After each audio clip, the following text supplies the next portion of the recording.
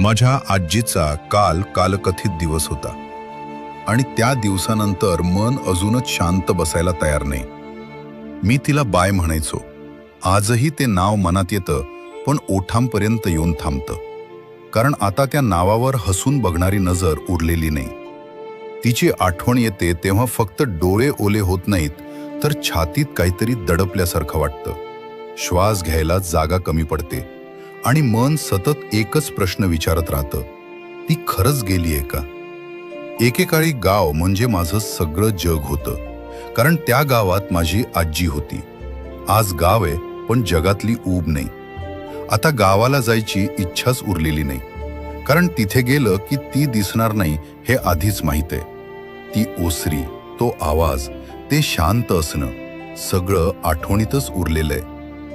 गावाहून येताना माझ्यासाठी जवसाची कारळाची चटणी आणणारी बाय.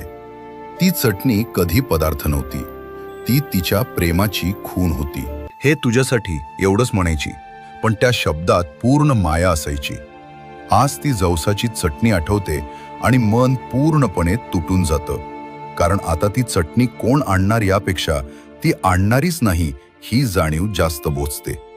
ती चटणी आजही मिळू शकते, पण तिच्या हातचा स्पर्श नाही, आणि त्या स्पर्शाशिवाय ती चव जिवंत वाटत नाही.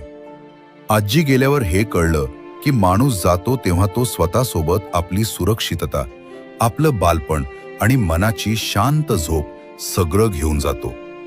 आज तिचा फोटो पाहिला की डोळे खाली झुकतात, कारण त्या नजरेत आजही एक प्रश्न अडकलेला असतो, तू ठीक आहेस ना?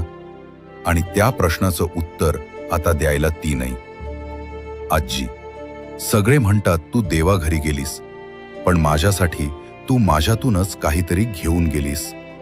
आजही मनात तुझी एक जागा आहे, रिकामी, शांत आणि आयुष्यभर भरून न निघणारी. शांत झोप घे बाय. मी जगतोय, पण तुझ्याशिवाय काहीतरी अपूर्ण घेऊनच.